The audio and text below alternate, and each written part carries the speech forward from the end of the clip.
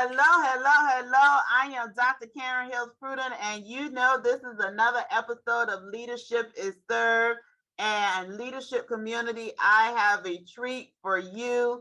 I have none other than Kim Bullock-Hennix. And Kim, tell the leadership community all about you and your business before we get started. Absolutely. Well, first of all, thank you so much, Queen, for allowing me to grace your platform. I am truly blessed to be able to share my story and how I serve my community. And so I'm Lifestyle and Abundance Coach Kim Bullock-Hennix. And I'm just really excited because what I do is I assist entrepreneurial women in breaking through belief barriers that are preventing them from reaching massive success. So I love, being able to help women, especially entrepreneurial women and online influencers, because it takes a certain level of creativity, for you to continually produce content, right? Absolutely. And so since you're a woman mindset and abundance coach, correct? Absolutely. So tell me what pain point these women are experiencing when they come to you, when they seek you out. Wow. Well, the most common one is fear. It's fear, the fear of the unknown. You as an entrepreneur, you don't know where you're going to get your next client from. You don't know where you're going to get your next check from. The fear of, will I be successful? Am I doing the right thing? Am I wasting my time? These are all common questions that I'm faced with. And so what I do is I help women to be able to identify what area it is that they have that special gift or talent in.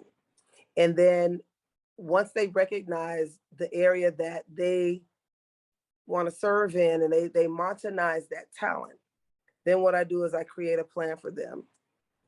And I create a plan for them of success, and it all starts with their mindset. So there's work that we have to do first. And it's breaking down those belief barriers of whatever it is that fear that's paralyzing them from reaching that goal that they may have or that they desire for their business. I and love some of it that. is I love personal. that. I love that. Yes. So tell me, so usually when someone founds a business, they create a business, they have experienced something themselves. So I'm Mhm. not sure, but is that your story? Did you once in your life have a time where you were not clear or had some type of trepidation about what it is you wanted to do? Or tell us about how you became the mindset and abundance coach, and what was your evolution to this space? Absolutely. I remember in 2015, that was October 7th, was when I finally surrendered to the calling on my life to be a mindset coach. And with that, I had struggled for years to teach because I did not want to be, how you have imposter syndrome. And I'm thinking to myself, my life is not all the way right. How can I teach someone else? How can I help someone else? But what carried me to where I was at that moment, and even to this day, was my mindset. And so God had shared with me, it's not that he calls the equipped, he equips the called.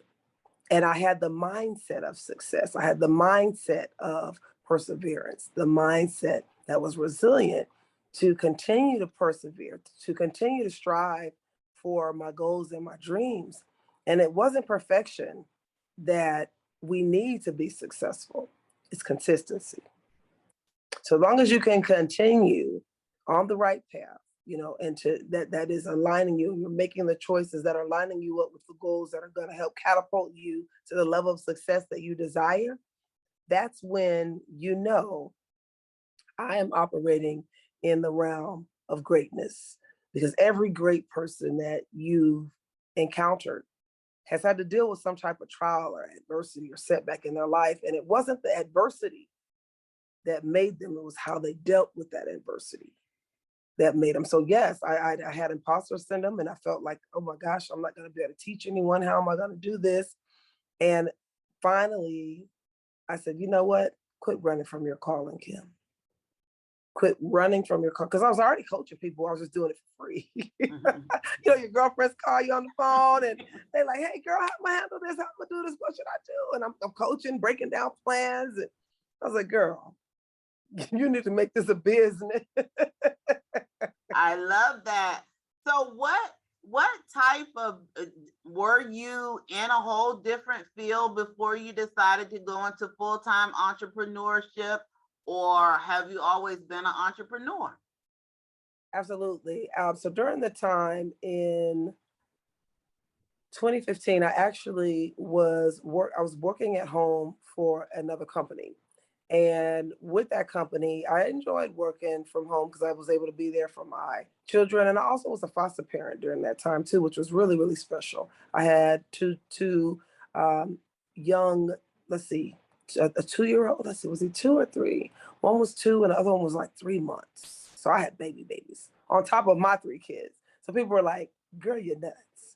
But originally, I was actually going to school at this time also, right? So I was going to school and I was working from home for another company as doing customer service work on the phone.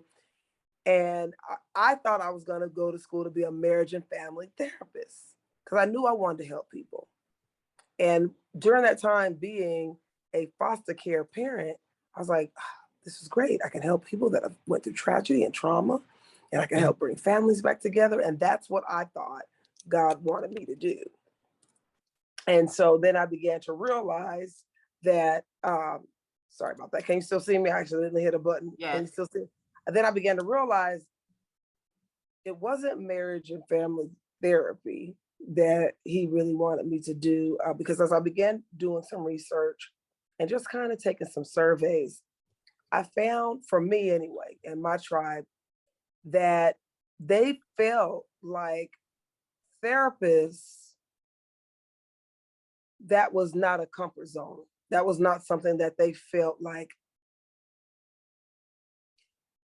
I don't want to say it wouldn't serve them because it would serve them, but they didn't want to feel crazy. They didn't want to feel like something was wrong. It was more approachable, there we go, to speak with a coach than a therapist. Now, let me do a disclosure. If you have severe mental trauma, please see a therapist or a psychologist, okay?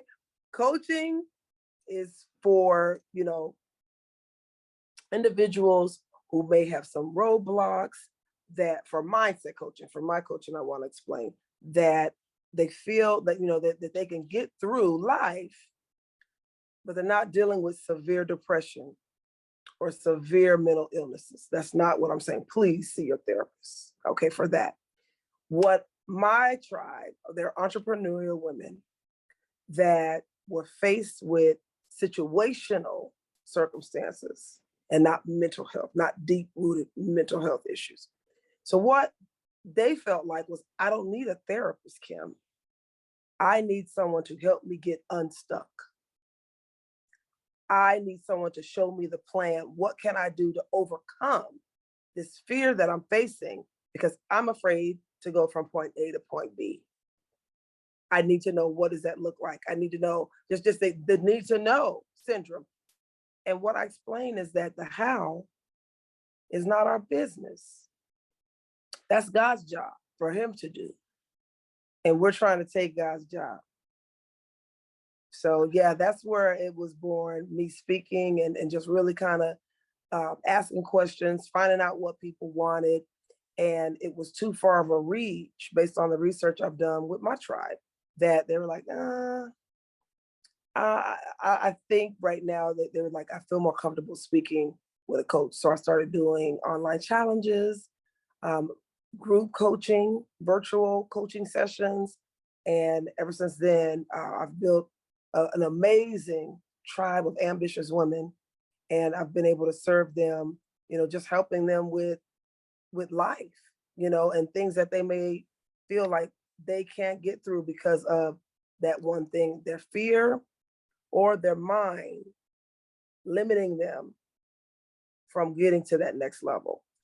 And so I don't want the leadership community to miss this. So your community is a community called Ambitious Women, right? Yes, Okay. yes. And so tell me about the women who are part of this community. Are they um where do they come from? Are they entrepreneurs and corporate? Are they multi-generational, particular age, um, single, married? What are the demographics of this community, and how long have you had this community? Oh, I love that question. So, you know what's interesting? When I began in October of 2015, I opened up a Facebook group. And what ended up happening was I opened that group up maybe a week or two after I decided to be a coach. And I promise you, floods of women started coming in this group. Now I think we're at maybe 6,000 women, but it scared me because I'm like, I'm growing too fast. I'm like, whoa, what's going on here? And what I found in the group, majority of the women are entrepreneurs. Some are parallelpreneurs. Some have, they're in corporate America and they have a business. But all of them, the commonality that we all share is that we are some boss, ambitious women. We love having, whether it's your side gig or your full-time entrepreneurship, but having something that we're passionate about and serving in excellence in that area. And so that's where my space for ambitious women, which is on Facebook, by the way, you can find ambitious women living in abundance. Since I'm an abundant coach. And I really just help them to break down the small goals to achieve the big abundant goals. The age group of the women are in the ranges of, I say 35 to 55, are the women that I have. And there's a few exceptions to the rule. Okay. But yep, I'm married, single. I'm a widow. When I started the group, I was married. Now I've opened up an entire new avenue, right, for widows to come. You know what I'm saying? So we've got a diverse group of women from all walks of life when it comes to their relationship. And a lot of relationships have changed. Some women started married, now they're divorced. Some started single, now they're married. But it's beautiful because we all still can relate to being an ambitious woman. Absolutely. I love that.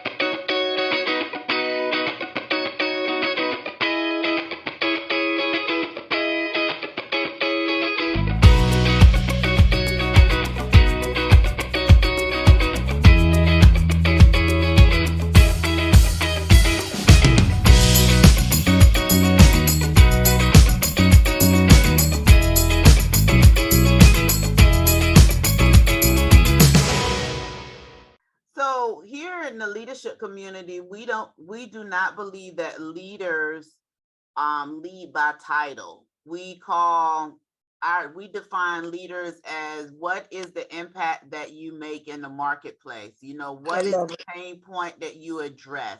And that's not necessarily by a title. And so I hear you say that you are a leader who leads other leaders, because you're saying that the ambitious woman community are generally boss women, whether it's on a full-time basis or a part-time basis. They are boss women individuals who have some type of entrepreneurship, whether it's part-time or full-time. Can you name for the leadership community what you would consider to be the top 3 qualities that these women should work on refining, look to perfecting, or working on in order to continue to be the boss that they are? Top 3 qualities for women to be leaders in their communities or in their industry? To continue to be the boss that they are in entrepreneurship, or whether in corporate America, what would you say are the top 3 qualities that they should focus on to continue to be successful? Oh, I love that question. The first one I would say is personal development. personal development, you have to always grow as a leader. You don't just arrive. It's a journey. Leadership is a journey. And the moment you think you've arrived and you know it all, you've already failed. So commit to personal development. And I say personal over professional because, yes, professional development would be number two, of course. But you have to succeed inside first.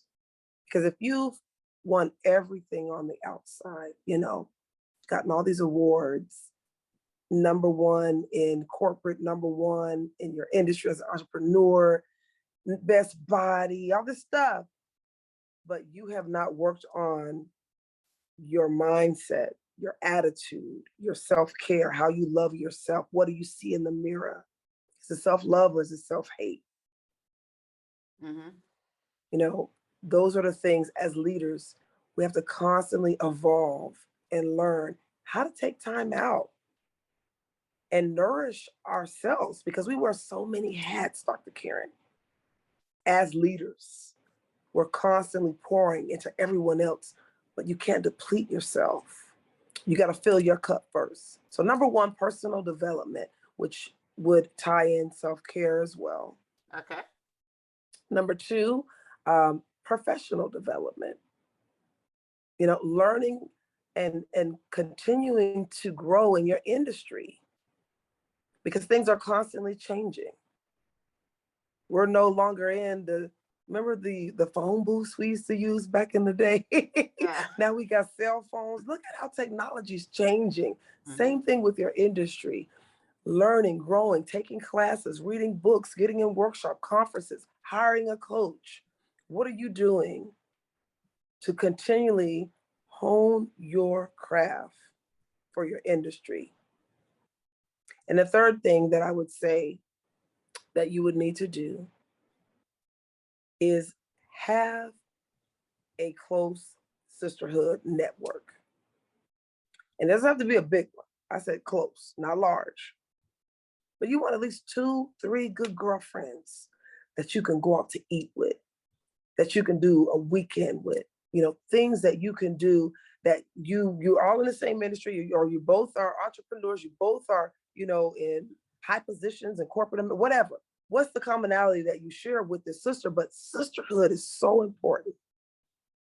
And a lot of times what I find is that, especially the higher some women may get, they feel like I'm all alone. I don't have anyone that I can relate to. And we've got to really build and nurture more relationships, because what happens is, that's that motto, hey, you scratch my back, I'll scratch your back. I love to see more collaboration instead of competitions with sisters, showing love, like how you and I are right now, we're showing love to one another. That is so important to me, because you don't want to get to this position of success as a leader and be unapproachable. I love that. I love that. So I have a controversial question to ask you, Kim. So are you ready for it? All right. You ready for it? I'm ready. Are leaders born or are they created? Are they born or created? What are your thoughts on that? Gosh. So that's a really good question. And I truly believe that leaders are, you know what? I want to say both. I want to kind of cheat. But okay. You can, if you say both, then you got to explain why. Okay. Let me explain why. Remember how I shared with you earlier, God doesn't call the equipped, he equips the call. That is something you're born with. Okay. However, he can call you, and there's a lot of leaders not answering. And what I mean by that is you can have the gift and you can be born with the traits to lead. But if you're not answering that calling, then that calling no longer serves you. If you're not doing the personal development, doing the professional development to hone the skill, that's the part of being made, but you still got to answer the call. So that's why I said it's both. Okay. You could be called, but yet are you answering that call? And if not, then you're not being made into the leader that you were destined to be. I like that. So I'm gonna I'm sorry, I ask you, cheated, didn't I? yeah, but that's okay. Okay, that's okay. So Yeah. I want you to define and explain to us the royal protocol. You are a royal Spiritual protocol teacher. spiritual teacher. All right. So Yes. for those of us, I know what the words mean Mhm. individually, but tell Yes. me, what do you mean when you lump all of those words together? They seem pretty powerful when you Okay. attach them pretty together. So tell us, what do you mean by royal protocol spiritual teacher? Well, thank you first of all for allowing me to even break that down. Because I'm that part, depending on the platform, sometimes I'll mention it, sometimes I won't. And the reason why, if it's business, and I'll just stick with mindset. But you're allowing me to share the spiritual side of what I teach. And so thank you for that, Queen. As a Royal Protocol spiritual teacher, what that is I ignite queens to reign supreme as spiritual royalty. I teach them the royal protocol that they must follow, that they were destined within from the moment that they were born. And so I teach, the principles that it takes to be in the royal monarch, but not in an earthly sense, a spiritual sense. And everything that is manifested here on earth first has to be manifested in the supernatural spiritual realm. And, you know, when we really talk about, royal protocol, what does that mean? We just lost the queen, rest in peace to Queen Elizabeth. I would often reference her because I lived in England, and I talk about, what that was like and that experience, and what I learned, and how I was in awe, just with the power and prestige she had as a woman reigning.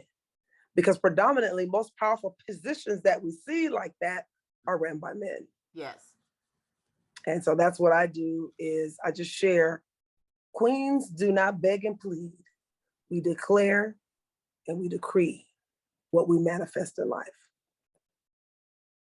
So we speak it. Is that the equivalent of speaking it into existence, or speaking it? Yes. Okay. Yes. Okay. Yes. I teach about the power of your words. But not only that, I also talk about etiquette, how you carry yourself, holding your head high, making sure that you, every morning when you look in the mirror, there's a slogan that I use.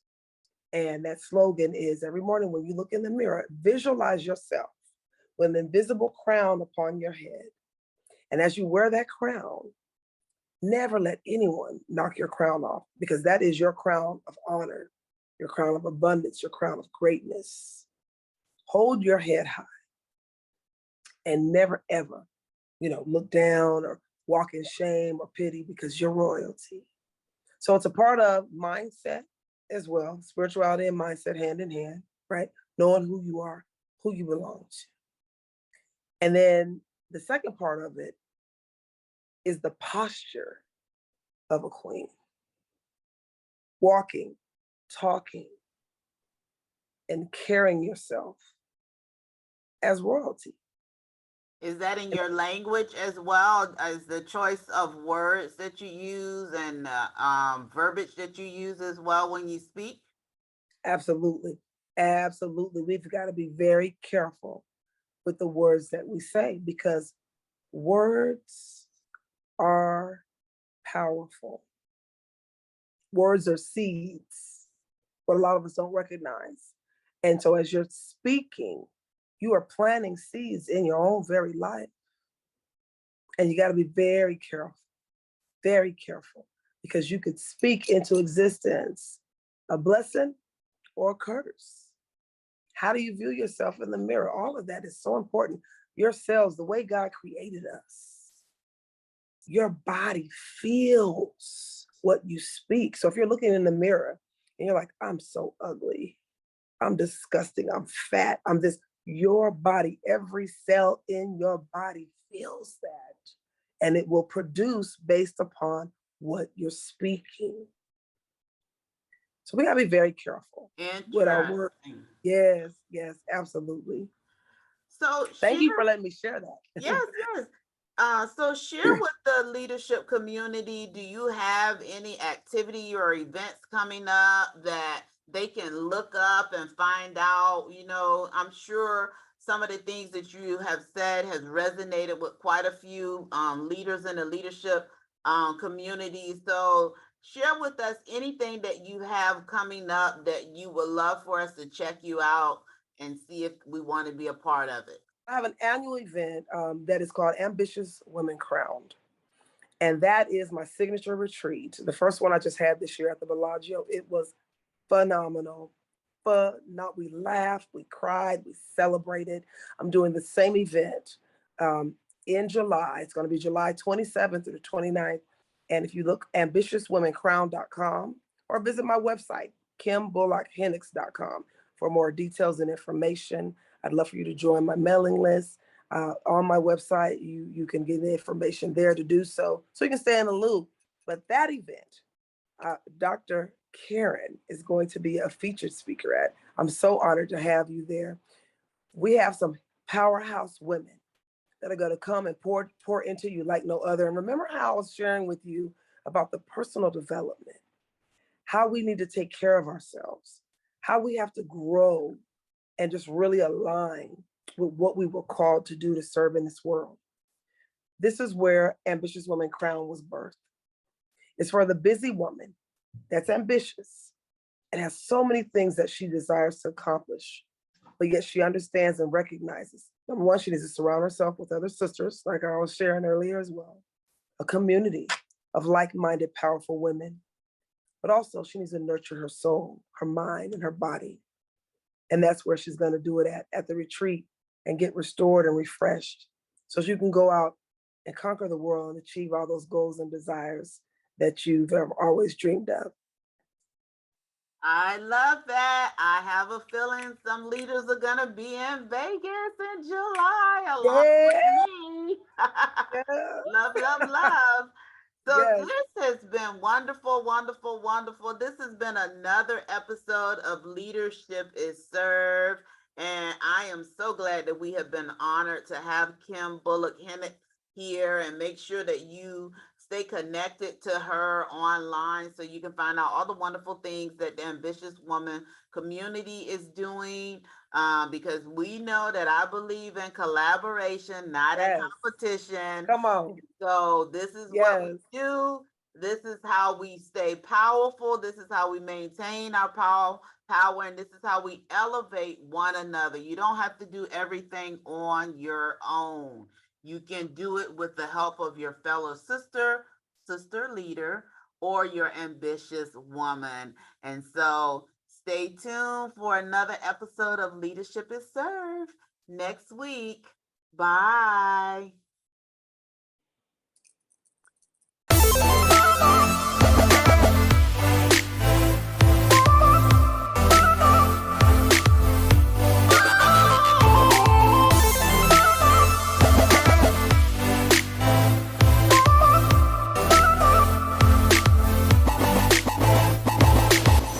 Boss, Brand, and Business TV channel for exceptional professionals requiring quality and excellence.